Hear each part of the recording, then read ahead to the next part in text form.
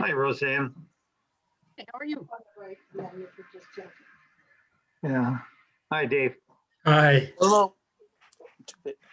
Okay, I guess people can hear. Now everybody's checking in. Hi, Kath.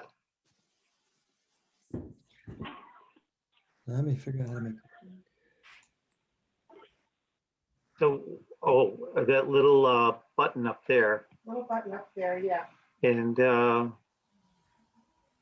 just change the name. well, it doesn't. That's not one of the options. What is it? Mute, stop, pin, hide self.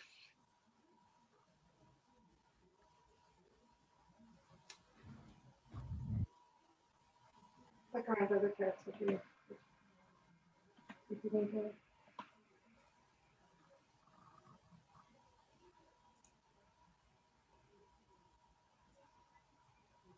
What do you want to do, Paul? Oh, well, it's me, not Mary. I just wanted to change the name. I think that's going to be more complicated than you think. Okay, yeah. Mary had book club last night, so it still says Mary. Hi, Luann. Hello.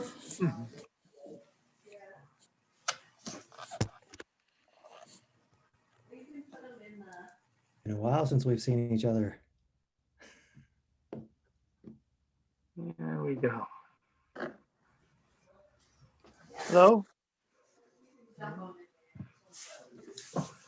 Okay. I'll just sit back and relax here now. Yeah, I think Kathy is having problems logging on. in, it seems. Can you hear me? Yeah, Kathy, we can. Oh, okay. All right. Thank you. This is Jeff Washburn. Can you hear me? Yeah, Yes, we we can, can. Jeff.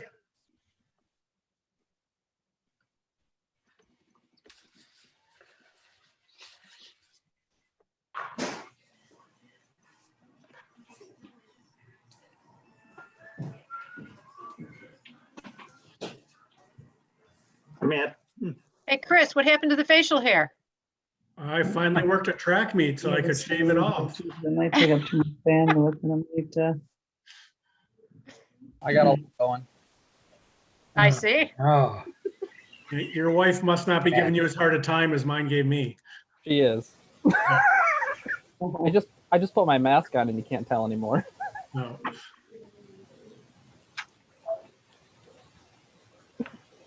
Can't change my name over here. So You are we let gonna me have know a when you want me spring? to start, Kathy. Time is it? Oh, it's 7:00. 7:01. I was seeing how many people are on. 14. Dave Hillengas, Kevin. If you want to start, I did get something from Brad Dates that there's power outage out his way, so he probably won't be on. Chris Rivick's on. I'm on the phone. Who's call-in user 1? Big Boyd Narrow. Yeah, No. caller, it says call-in user 1. What phone number is that? That's Mike Bordenero. Porto. Okay. Thank you. Hello, how are you? Good, how are Hello. you? Nice to hear you. I tried to get online with the computer and it kept on telling me it doesn't know my date of birth. Oh, okay. I do. I wrote it, I change it every time, but Yeah, it catches up with you, huh? so I have to do it by phone. If I lose you, that means my phone run out of power. Okay, well, plug it in. I'm plugging it in. Oh, okay. All right, I'm ready.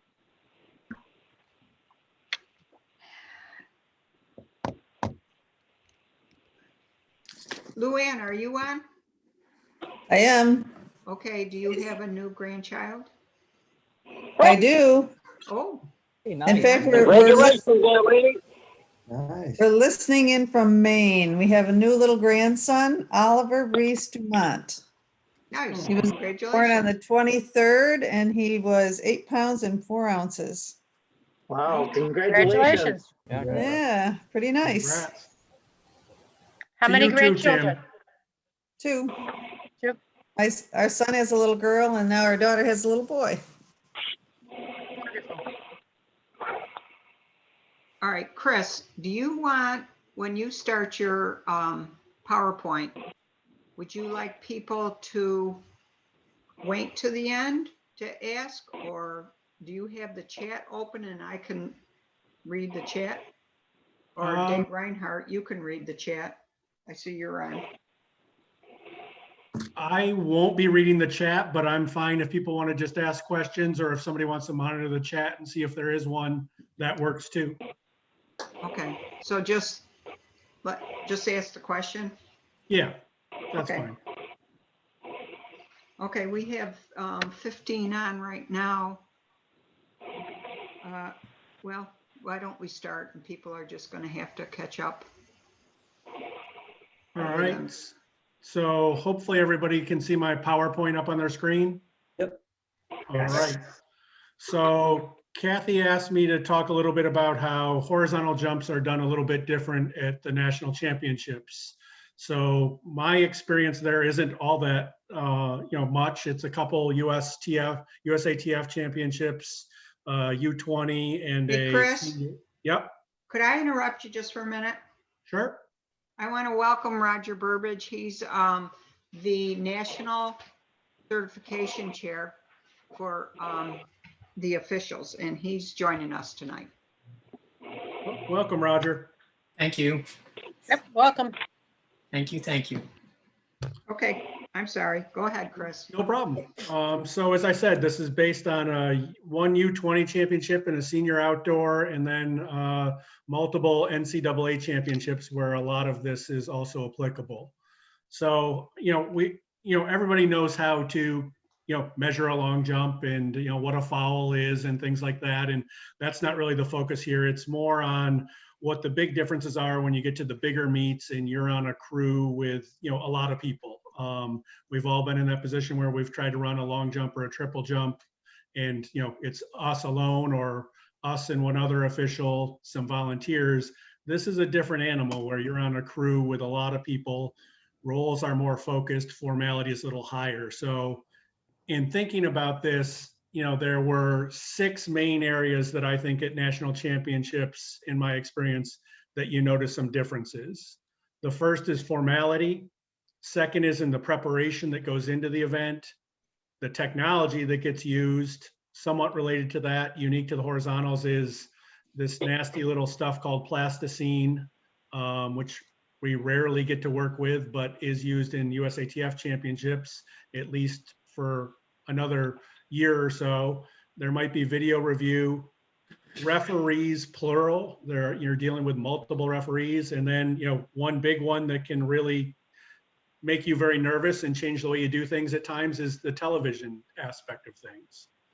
So when I say formality, the first thing I'd say is it's crew size. The picture on the top left, that's U20s, and that was a crew of 12 people to do the horizontal jumps. The bottom right, that's the 2019 USATF Outdoors. That's a crew of 20 people to do the horizontal jumps, where you end up with a crew that works the men's events and a crew that works the women's events with a little bit of crossover there. So you're on a team or on a crew with anywhere from 12 to 20 people at these championships. The other part of that formality is you end up in a focused role. You might be working the timing clock all day. You might be working the wind gauge. You might be raking the pit for a competition. And what I took away from that experience was just reinforcing how important every one of those jobs is. Sometimes we think, oh, I'm just marking in the pit. That's not important. Well, it is important if someone commits a foul at the pit.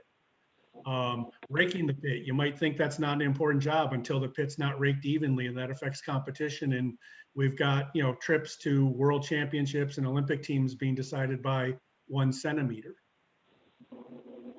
Another thing with formality is the pace. Overall, the workload's pretty light. These aren't huge fields usually with a ton of athletes. They involve qualification, but once that schedule starts, it's pretty tight. You got to move along pretty quickly. TV controls that, how long you've got to groom the pits. They're there, how long you've got to change out boards if there's a foul. There's pretty much somebody keeping a clock on you on everything that you're doing. A related part of the formality is venues. There's very little talking that goes on at the national championships. We use flags, hand signals, and cards to communicate, so you've got to be comfortable with what those protocols are. And then, I don't know if Terry Eason's with us tonight or not, but I remember the most important lesson anyone's ever taught me mentoring was stay in your lane, do your job. How you like to do it is kind of irrelevant unless your crew chief asks. You're going to do it the way the crew chief wants it done. You're going to do it the way the referees want it done. You want to stay focused on your job. Don't be worrying about somebody else's job. Focus on getting your job done well. And after your competition's over, if you have an opportunity to help somewhere else, that's great. But focus on the role that you're given. A real eye. Yeah, I'm on the call, Chris. I saw this first at NCAA championships was the preparation that goes in. You're getting there the day before for the horizontal jumps, and you need to find boards that fit all the various trays that are there, and you need to prepare multiple trays. You need to be prepared if a tray breaks, if a board breaks. A lot of times you've got to clean out the cutouts where the trays sit in. You might be pulling sand out of those for half an hour before the competition. And then, like I mentioned before, this nasty little thing called plasticine, or really modeling clay that's there. You've got to put that down on all of your foul boards that are being used. And at the under 20 championships, the facility didn't have a lot. So we only had 4 foul boards that we could put plasticine on for the whole competition. That was not enough. At Des Moines in 2019, we probably had 12 to 14 plasticine boards prepared the day before to be able to swap in throughout competition. The other thing you're going to find is there's practice sessions. Somebody has to work those practice sessions as an official and keep track of things. That's all happening the day before you even start competition. The day of, you need to be there 2 or 3 hours ahead of time. You got to turn over the pits. You got to water the pits. You got to make sure the venue is staged, set out all those extra boards, make sure your wind gauge is out, your timing clocks are out, all those things. And again, if it's a televised meet, all that needs to happen before TV's covering anything. And after the event, you're going to have a very formal debriefing session with your crew chief, potentially your referees, talk about what went well. If there were problems, talk about how to address them. So it's a very formal and well-prepared event. In my experience, we've spent more hours preparing than we actually were in actual competition. Another difference is technology. Almost everything is going to be EDM, electronic distance measured. It's going to be used. You got to make sure that total station gets protected during warm-ups, that athletes aren't walking in front of it, potentially bumping into it. As an official, you need to make sure you stay out of the line of sight of that laser operator at the time. Your pit judge is going to use a reflector. If you've got EDM, you're going to have EDR. That's probably going to be someone on your horizontals crew that'll be responsible for keeping track of the tablet and the electronic entry that's there. The real thing you got to be careful there, and we've talked on different training clinics about dark sheets where we record marks for foul jumps. You got to make sure the EDR isn't recording those, because if they hit record and send to the performance board, you've now put that out and everybody can see that, and that would be a problem. We're also going to have timing clocks and wind gauges. There are, fortunately only a handful of models of each, but each one works a little bit differently. They're somewhat similar, but you got to practice with them. You want to check out the batteries, make sure you got extra batteries that are there. Make sure you got all the remote controls. And then at the end of the day, you got to make sure that thing makes it back to the equipment shed and gets plugged in so that you're ready to go for the next day. talked about plasticine. We really only use it in the USA at maybe 2 or 3 meets a year that are there. And due to some pending rule changes in November 21, plasticine might go away, or at the very least, it's going to change the way it's applied to the boards and the angle that it's put on at. I won't go into a lot of detail there. Plasticine also creates extra jobs on the crew. What I've called NASCAR, you know, if any of you have watched a NASCAR event before and a car pulls into the pit and they need the tires changed, crew hops over the wall with their drills, pops the lug nuts off, puts on new tires. You kind of have to do that at national championships where there's plasticine. There's going to be somebody who's got a drill in their hand and is ready to run out there on a foul jump, pop out a couple screws, put down a new board, get in and get out of there. Plasticine is definitely a specialty skill. So, you know, the only way you're ever going to get good at it is to practice it.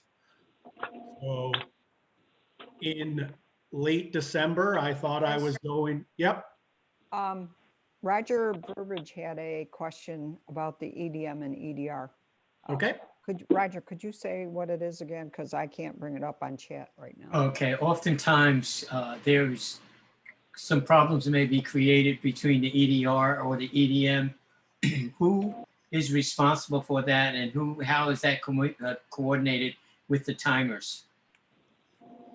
So yeah, that's a great question, Roger. I mean, ideally, you've done a lot of your testing ahead of time and you find that problem before you get in competition. But if you get it when you're in competition, you know, usually taking lead is the EDM that's shooting because they're in control. If there is a tech problem, you hope that you've got someone from the timing company that's down with you. In Des Moines, we had someone down with us when things got a little rough, but you don't always have that. At some point, you may have to make a decision that says the link between the laser and the tablet isn't working, and the laser operator may actually just have to read you the readings they get, and you might end up doing manual entry into your tablet. Okay. Your question, Roger? Yes, and I just want to mention that as a coordinator of championship meets, what's starting to happen now is when crews are put together, coordinators are looking for members of crews who have EDR certification. So if you are a member of a horizontal groups, you might want to try to get EDR to be part of the group. And that helps you get selected for some of the bigger meets, because from now on, there has to be, if the meet is going to have EDM, there's going to have to be somebody on every crew. And that's what we got most of the officials a year ago, last November, when we had our clinic, were certified as EDRs. Am I saying that right? That's correct. Yeah. Okay. So, you know, this is a picture from my basement in December. I thought I was going to the USATF Indoor Championships in Albuquerque, which subsequently were canceled, but I hadn't played with plasticine in a while. So out came my new little toolkit, out came my plasticine kit, and it's not the best pictures in the world, but I've got a fake takeoff board. I've got my red plasticine out there, and I'm practicing putting it down. And ultimately, you're trying to find nice, clean edges on that clay that are going to clearly mark anything as a foul that's there. It's something you're not going to use for months at a time.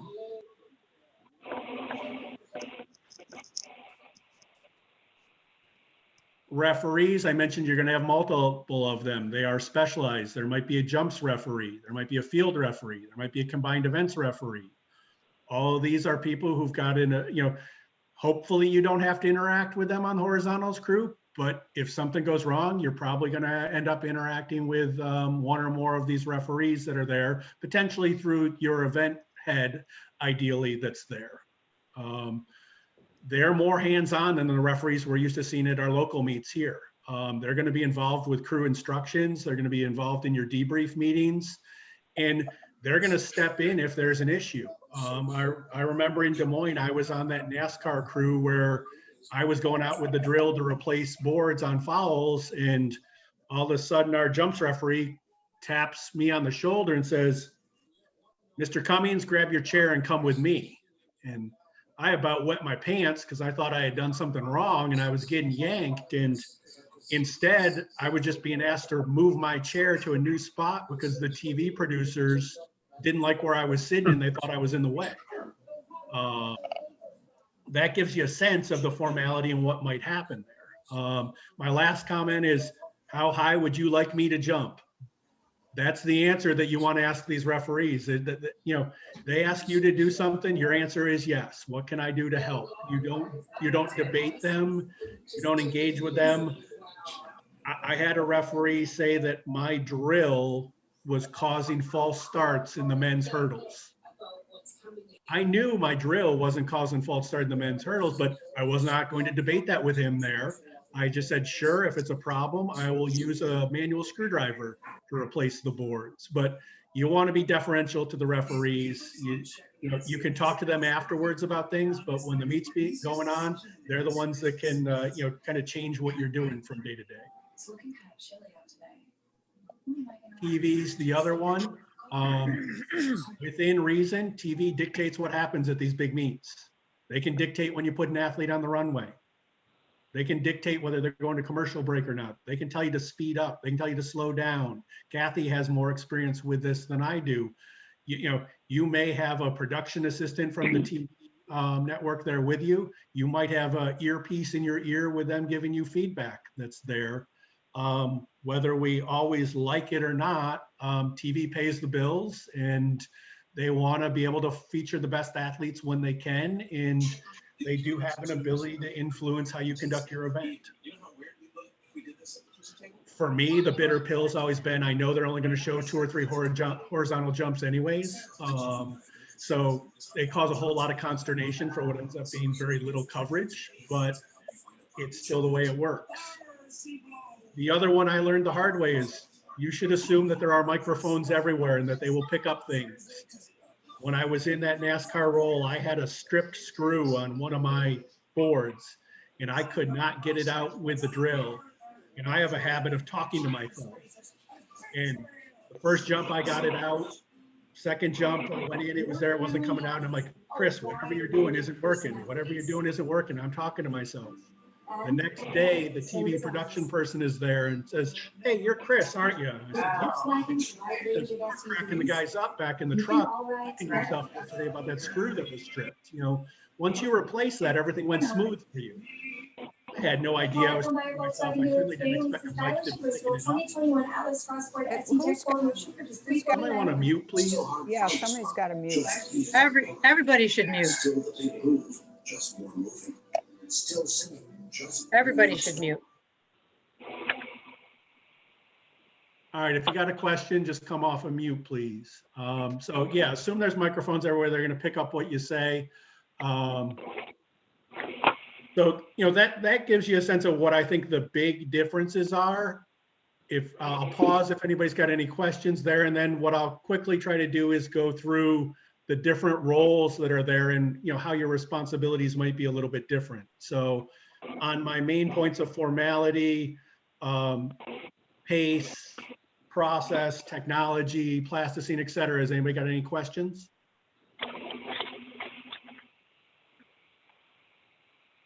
Maybe people would know, and Roger was also at the Indoor World Games in 2016. And the high jump, I can't remember if it was women's or men's, was going on at the same time as the long or triple jump. And I was the flight coordinator, so I had a earpiece in my ear. And like Chris said, there was somebody directing when you could call people up. And if you're going too fast, they would tell you to slow down. And they were trying to coordinate the jumps, the long or triple jump. I can't remember which one it was. And Roger, you were on the, he was a pole vault. He was on pole vault. So pole vault was held all by itself. But that's one thing, you got the earpiece in they'll tell you to go slower or speed up. And Well, Chris, the other- Chris, I got a question for you. Sure. What type of equipment are you expected to bring with you, if any? Yeah, so Fred, I'm gonna hit that at the end if you don't Okay. mind. I've got a couple slides on that, but great All right. question. So flight coordinator, maybe the most important job, that's there because you're the one that it all starts with. You might accompany the event head to pick athletes up from clerking. You might not. It depends on how the event head wants to do that. Sometimes they ask the flight coordinator to do it. You're going to give those athletes runway markers and pieces of foam generally and markers that they can write their initials on, whatever they want on, and they need to put those down on the side of the runway, off the runway. At the end of competition, you're going to be the one who's responsible for picking those up. You're going to address athletes by their last name, call them up, on deck, on hold, very formal. You're going to use a cone to open the runway and close the runway between jumps. You're going to be looking to the board judge down at the other end near the sand, letting you know when you should pull that cone and call that next athlete up, which will be the cue to the person running the timing clock to start the countdown for them. One of the things, and this is a little different between, how I know some of the throws people do it with flight coordinators, is in the horizontal jumps, the flight coordinator is down at the end of the runway with the athletes. You're a long ways from the pit. You may or may not be able to see a performance board. So rather than our flight coordinators recording the distances of the jumps, what I've been taught is you record the time that you put that athlete on the runway. That becomes something that can be used afterwards to see how quickly you were working through. If there's video review that's there, sometimes that can be used to match up to video if there's some question about what video time frame foul jump was on, et cetera. But we don't, I was told not to record distances, to instead record the time that you put the athlete on the runway. Another big difference is you have to let the rest of the crew know. And again, we're silent. What if an athlete's passing? What if we're in prelims and there's an athlete jumping out of order? We don't go running down the runway. We don't scream anything out. We use pass number and check number signs, as well as sometimes in the triple jump, if you are in a situation where there are more than one takeoff board, you'll also use a board number sign. You also probably will be the one who announces the finalists in the jumping order if that's applicable.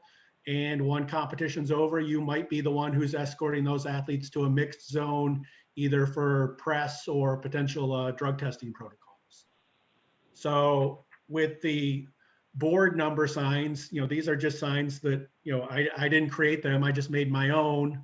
The benefit of having a wife who is a preschool teacher is I've got a laminator at home. So these are laminated to hold up to the weather, and a 1 or a 2 for if there are 2 takeoff boards to indicate to the people down the runway what board an athlete is using. But more importantly are the pass and the check number signs. If I'm the flight coordinator and there's an athlete passing, I am going to hold up that pass number, not put anyone on the runway until I see one of the recorders flash the exact same sign back to me, meaning that they got it. So you need 2 sets of these, one for the flight coordinator and one for the recorders. And this is how you communicate back and forth. You would use the check number if we're in prelims and we have somebody jumping out of order that was there. That's a little bit different than a pass situation. Pretty easy to make up, but a good thing to have and really effective as you're trying to have silent venues. So I'm working my way from the back of the end of the runway where the athletes are down towards the pit where they land. The next person you're going to encounter is going to be the timer. Sounds like that should be an easy, boring job, right? And it's an important job. You need to make sure you know how to work that clock. Really important point is you need to make sure you know who to take direction from in the event that that clock gets reset for an athlete. What if there was some interruption and somebody's down to 10 seconds left and somebody decides that that clock should be reset? That shouldn't be the timer that makes that decision. Are they taking information from the flight coordinator? Are they taking that from the event head? Are they taking that from a referee? But clock resets do happen. You want to make sure you don't want to do it by accident. You're going to be responsible for raising a yellow flag when there's 15 seconds left on that clock, and you're going to hold that up over your head. until it gets down to 0 seconds, and you're going to lower that.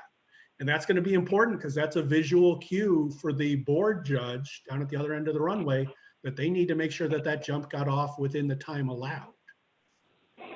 And the other important thing is at the end of the competition, if you're the timer, make sure that gets plugged back in so that it's recharged for the next event or the next day. Wind gauge, you may or may not have this job. It depends. A lot of the EDM equipment now in timing companies plug directly into a wind gauge, and you don't need a manual operator in theory. But things break. As Roger asked the question, what happens if the EDM and the EDR aren't working right? What happens if the wind gauge isn't passing along those readings? Really only 2 or 3 different wind gauges that are out there. They're really different from the really cheap models that we use in our local meets that are there, but they don't have a lot of buttons on them. There's not a lot to figuring them out. Know how it works, make sure the batteries are charged. Know whether you're responsible for recording those readings. Sometimes you got to be writing them down too. And if you are writing them down, you now need to be watching for those pass and check numbers as well if the jumping order changes. Because you don't want to write down the wrong wind gauge reading for the wrong athlete. We work our way down, and now we've got the recorders. These are paper recorders. We're going to have at least 2 of those. And they're checking with the flight coordinator to make sure there's no passes or check numbers. If there are, they're flashing the same sign back. They're recording distances. One of them is recording foul marks, the dark sheet marks. That's there. One of them will be designated to record any foul distances so that if there is a protest, that athlete's mark is protected, and we can preserve the evidence if we need it. In between rounds, all of the recorders and the EDR need to verify that they've got the same marks for everyone. We don't wait to do that till the end of the flight. We do that in between each round. And there's not as much time between each round as you think there is. So you got to be pretty efficient at doing that. And you're going to be involved in determining the finalist. And that needs to happen quick. That needs to happen within 1-2 minutes tops to figure out who's making the finals from prelims and what the jumping order is. It's a job that you got to be paying attention to. You pretty much need to know who those finalists are before the last jump happens. Sometimes the last jump messes that up a little bit on you. Usually the worst that happens is it messes up the order you're going to have, but you need to know who those 8 or 9 athletes are before the last jump is done, or you're going to have a really hard time getting that done within the 1 to 2 minute time frame. We talked about an EDR. That's going to be somebody who's recording, electronic distance recording. You want to make sure your tablet or laptop is communicating with the EDM. Work all that out well in advance of the event starting. You're coordinating with the first recorder to make sure you know about any passes and check numbers that are there. There is a little bit, I said we try to be silent. There's a little bit of talking that has to go on and communicating verbally amongst the recorders.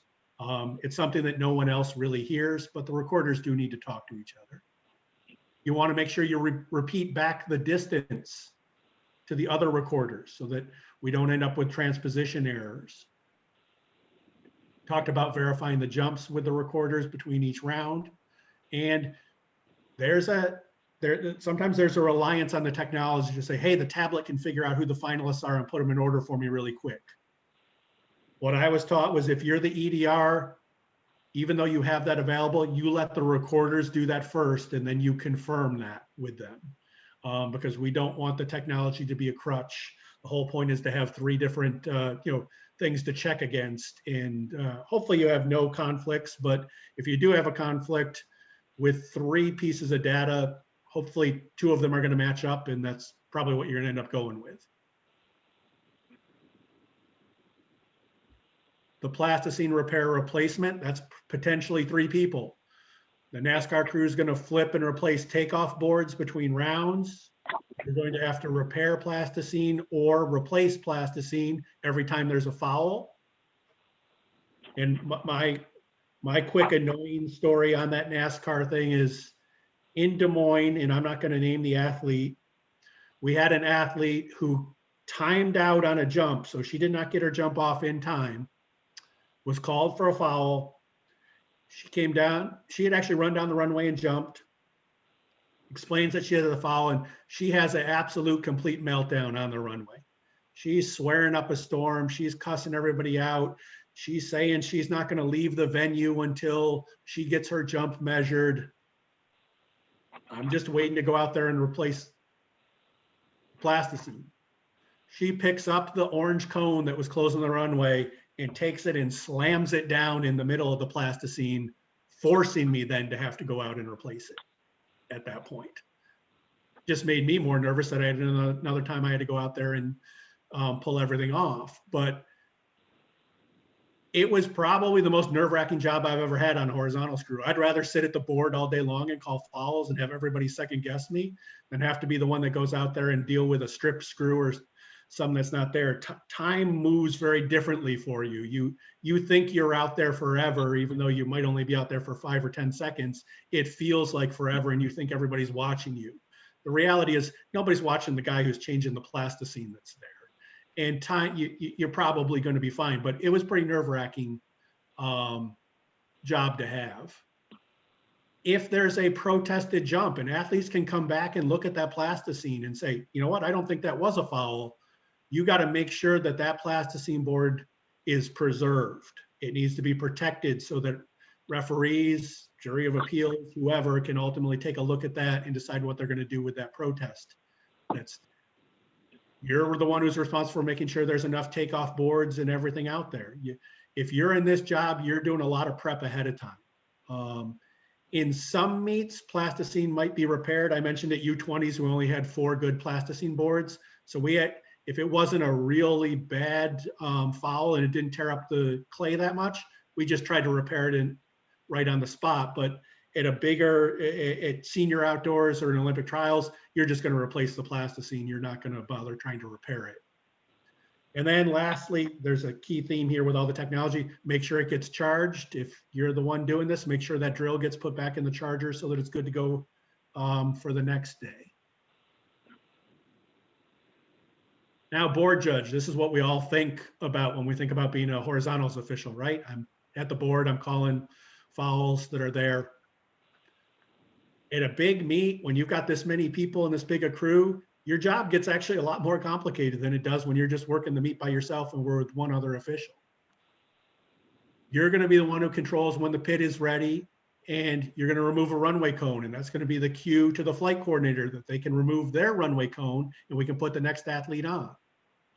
You need to make sure you're watching that timer to make that there wasn't that athlete did in fact start down the runway to initiate their jump before the time expired. They should have a flag if down. That yellow flag should be down if they did not start. Obviously, you're watching the board for fouls that are there. You can look at the plasticine that's there. I've seen board judges get up out of their chair and get right down and look at it. It's there to help you make the right call. We want to make the right call. Likewise, if there's video available, there's nothing wrong with looking at the video before you raise your flag.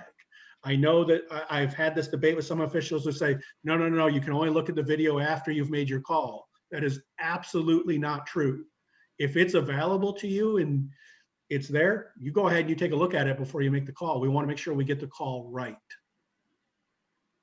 After an athlete lands in the pit, you're going to close the runway again so no one's coming down. If there was a foul at the board, you can go ahead and raise your red flag once that athlete's down in the sand. Don't raise it before they're down in the sand. Let them complete the jump. But once they've landed, if they fouled at the board or time fouled, you can go ahead and raise that red flag right away. But what you don't want to do is raise the white flag right away, because their jump is not over until that athlete has properly exited the pit, which means exiting the pit with their first point of contact, their first step out of that pit behind where they landed, further into the pit that was there. I actually saw an illegal pit exit called at senior outdoor championships that's there. So you can't put that white flag up till they're out of the pit. And because we're silent, as we'll see when I talk about the pit judge, you're actually looking for a cue from the pit judge to let you know whether that was a legal exit or not. As I said, if they're good at the board, the pit judge says they're good, then you go ahead and give them the white flag. The other thing that might be different and new is you're going to be doing all this, you're going to be making these calls from a seated position. If you're used to standing all the time making that call, it is a different optic to watch a board from a seated position than not.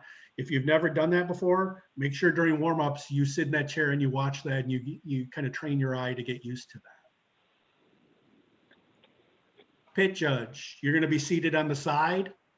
You cannot come into the sand. You should not be entering that pit until that athlete has exited. Even though I talked about pace and TV pressures and everything else, we don't go into the sand until the athlete has exited the pit. And then if they do, what I've seen used is a hand signal. A palm up means we've got a good jump. A palm down means we've had some sort of pit foul that's there. And the takeoff board judge will be looking to you to make that call that's there, and they really shouldn't be raising a flag until you've made that to them. So it's important you give them that message. Then the other very important thing is you need to make sure you hold that mark in the sand until you're released, either by, most of the time, it's been the EDM who's given an indication, a thumbs up or something else that says, yes, we've got a good mark. Some people say they want the crew chief to be the one that does that. I've never had a crew chief who wanted to do that myself. It's always come from the EDM. Here's another difference for us locally to national championships is, as an official, you're probably going to be grooming the pit some. You know, local meets, we don't groom the pit. That's all volunteers. That's not a skill set that many of us necessarily work on, but you're going to be doing that if you're in a national championship. Again, you're going to be seated at the end of the pit. You don't enter that pit until the athlete is exited. You're probably going to be grooming with a broom. That's another thing that most people aren't used to. They're used to doing it with a rake. If you watch, all the best pit groomers use a broom to do it. And there's a few reasons for that. It looks better, it's faster, and it's easier on you physically. The rake, it turns out, is actually a whole lot more work than what you need to be doing most of the time. There's going to be two of you, and you want to work as a team. In those dynamics, you work out ahead of time. Two people can groom a pit really quickly. I mentioned that everything gets timed. When I first groomed a pit, I was surprised when my crew chief said, there is someone timing us right now on how long it takes us to groom this pit from the time the athlete exits it. And after the event in our debrief, they brought down a piece of paper and said, you know, ideally we want this done in less than 20 seconds. You guys were good. You got 85% of them done in less than 20, but you had a few that were a little bit longer. You got to be efficient, but you got to make that sand look nice too. And, you know, if you ever get a chance to work with any of the crew from Louisiana, they specialize in pit grooming. In fact, they get offended if you suggest they should do something else rather than groom the pit. They want to groom the pit all the time. You cannot let perfect be the enemy of good enough, but you need to know what good enough is. You know, there's a time pressure there, but you want that sand nice and flat and even. You're also going to be sitting in the splash zone, which means when that sand comes in and those athletes jump, and on the men's side especially, these are big guys that displace a lot of sand. Your job is to just sit there and take it. Keep your mouth shut, and you can pick it out of your ears and nose later. But you're going to be in the splash zone and you're going to get a lot of sand on you. And use time between flights to keep the apron looking clean and nice. Anybody got any questions on the various roles on the crew?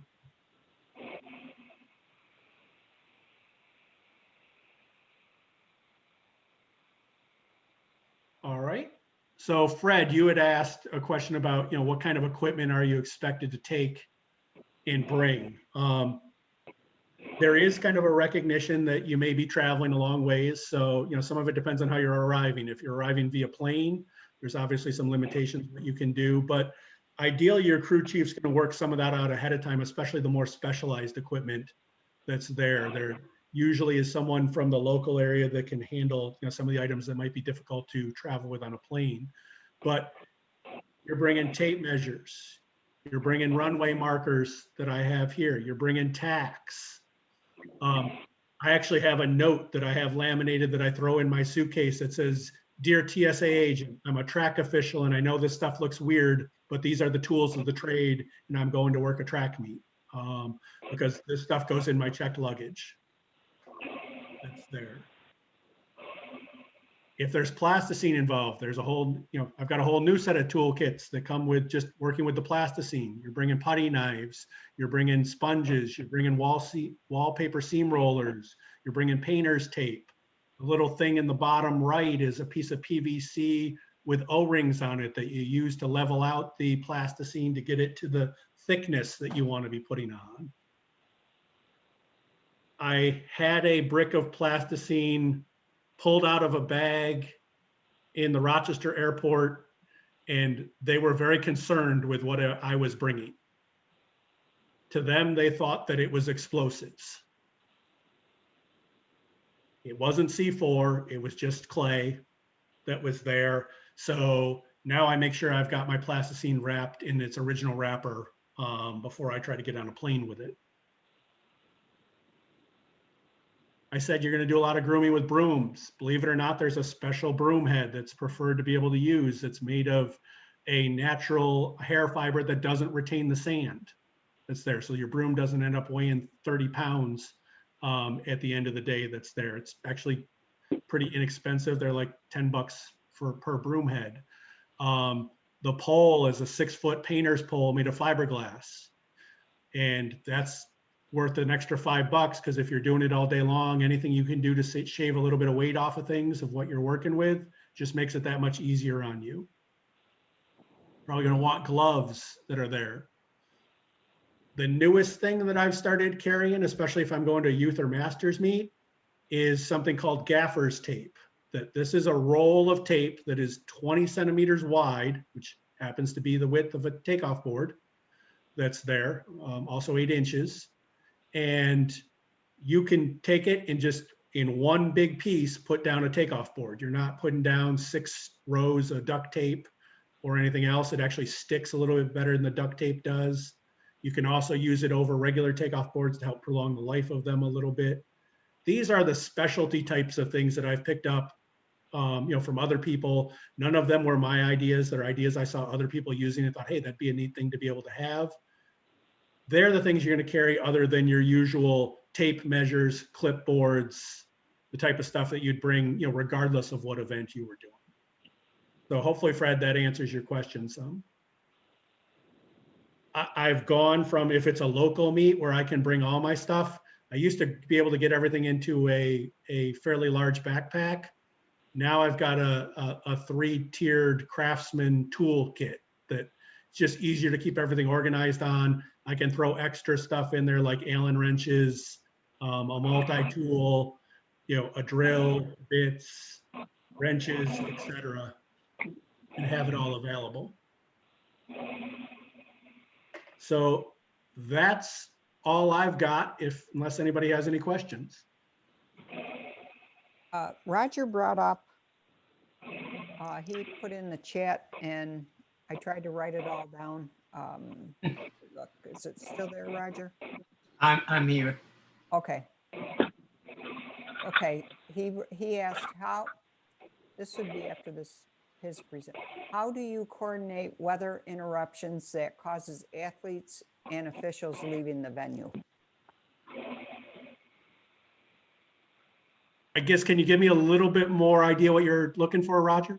Well, who coordinates it? Who tells who where to go? Is that part of your speech to your athletes, with the officials? What are the officials on the crew's responsibility?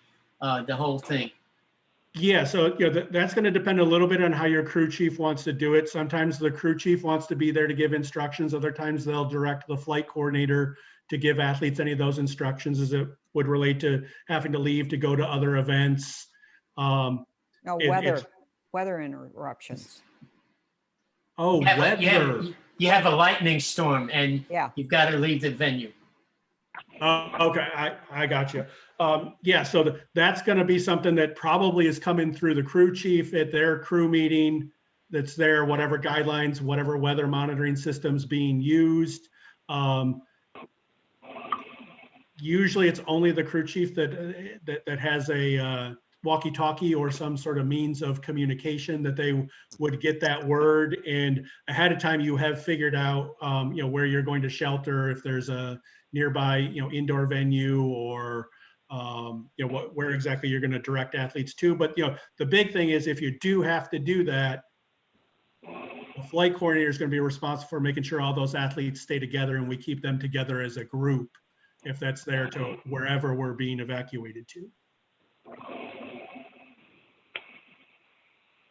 Is that what you were looking for, Roger? Yes, to add to that, coordinating bathroom breaks, how do you monitor that? At some of the bigger meets where they have drug testing, during that time, you have to be careful of where the athletes go, and somebody has to monitor that and so forth. So you break your crew up to do all of that, to monitor. Yeah, and the other thing that I've seen in practice is, at U20s, we had no spare parts on our crew, but when that situation came up specific to drug testing, we were able to kind of get a marshal to give us a hand Absolutely. with that too. But that was something you had to work out ahead of Yes, time. sir. Yes, sir. Chris, this is Perry Yes. Jenkins. Hey, Perry. Who would you have in charge to delegate the information to the athletes? Again, if the crew chief wants, some crew chiefs want to be the one who does that, but a lot of times they'll have a discussion with the flight coordinator, and the flight coordinator will be the one who addresses the athletes. Some of that may happen when you go to pick them up at clerking. Some of it may happen right at the venue when you bring them down to start warming up. That's there, but it's a discussion, in my experience, between the crew chief and the flight coordinator. Okay.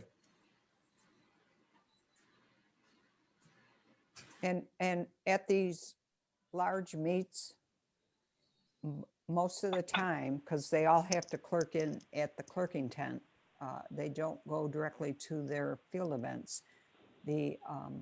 That's where the instructions for the, okay, I've lost for words. That's where the instructions are given, not when you bring them down on the,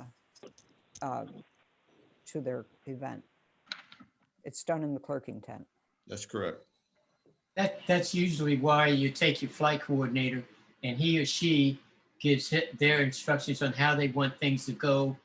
And then if you have problems, if you have to leave the venue, who's responsible for the equipment, the recording tapes, the machine, the ADM machine, the flags, and so forth and so on. So you don't want to leave them out there, just leave them out there in the field. So everyone has something that they should be doing to make sure when you come back, everything picks up exactly where you left off.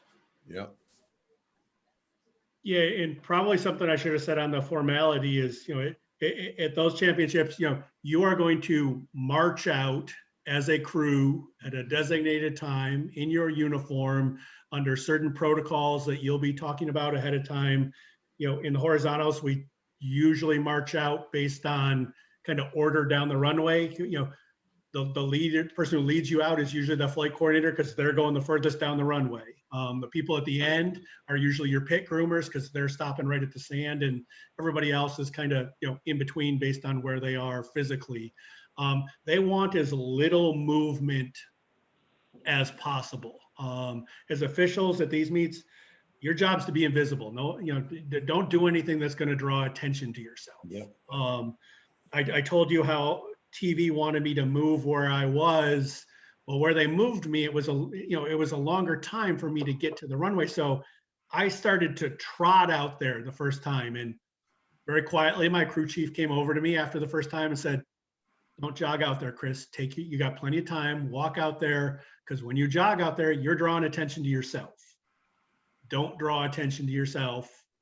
Even though we want things done quickly, the focus should not be on us as officials ever. So do everything you can to stay invisible, which means move as little as possible." And sometimes that takes a little coordination because depending upon where the cameras are, they may want everybody to line up on one side of the venue and not the other. And sometimes that makes it a little bit difficult for you to perform your role, because I've been on crews where they didn't want anybody on one side. So you had two officials reading the board from the same side because the television was right on that side. And they wanted to be able to see the board. Yep. Because my point early on, TV dictates an awful lot. In our, our job is to accommodate them wherever we can without jeopardizing the safety and integrity of the event.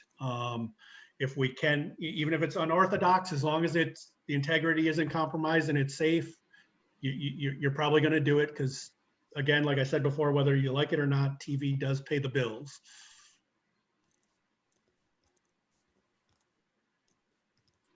Anybody got any other questions?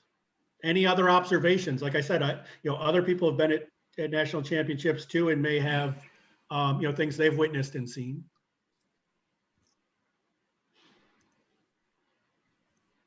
But this may not be a critique. It's just something that has affected me in my career.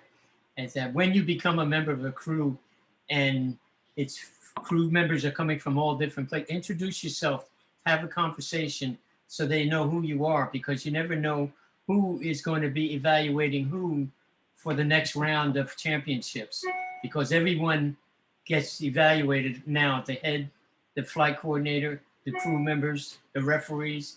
So just make yourself known and find out who does what and how and so forth. And always be aware that there's something that you could learn. I've been at this a long time, and I think that if I walk away from a track meet and I didn't learn something new, I ignored something that I should have seen. Yeah, that's a good point. A lot of that equipment and tips I've seen to do things more efficiently and, how to determine who's going to finals. That's things that I picked up from watching other people do it and said, I think I'm going to steal a little bit of that, a little bit of this from this person. And, Roger's point's a good one. Every area of the country has their own little ways to do it. And, early on when I said how you do it doesn't matter, it's how your crew chief wants it done that really matters. But Roger's point's a good one. You can learn from a lot of other people.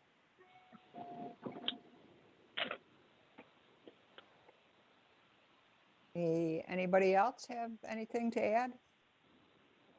Just one thing I like to say to Chris, and I'm pretty sure Roger knows this. You also should always talk to the technical manager, because they're always there 2 days ahead of time. And usually their job is to get a hold of all the heads and make sure that anything that they need before their crew get there, and before the athlete get there, is taken care of. Because usually the technical manager is involved in communication with the facility person and with the equipment, and make sure that when the crew chiefs are arriving, all their needs is taken care of. Yeah, that's a good point, Perry. In Des Moines, there was a pit rake technology that was there that the technical managers, came out, they met with the head, they pulled in members of the horizontal crew and said, here, you guys kind of play with this and demo it and see what you want to do. And that, whether that would be used during competition was way above my pay grade. I was just there to push it from one end of the sand to the other. But there was, a back and forth that was made. And, in the end, I don't know whether it was the technical manager or the chief that said, you know what, we're just going to do it by hand with brooms. And, we don't want to use this at a national championship. No, there was somebody higher up. I guarantee you that. Perry was one of the technical managers at that meeting. For people who are officials who don't know it, Perry has been stepping into the role of technical manager. He was selected once again to be the head technical manager at indoor, which now has been canceled. So Perry's the man. Oh, no. Good, Chris. Good. Any other questions? Well, I want to thank Thank Chris you. for this excellent presentation. And next week, February 3rd, it's going to be the throws, and see, Terry Eason and Chris Ribick will be doing the presentation. So if there's no other questions, everybody have a good night. And thank you, Roger, for coming and being on our My pleasure. Zoom meeting. Thank you, Chris. Yes. Hey, Thank Chris. you. Chris, Great great job. job. Great Yeah, job. great job. Chris. Thank you, Chris. I look Good night, forward to everybody. somebody else doing it next week. Thank you for It'll be fun. Kathy for organizing this. Yeah.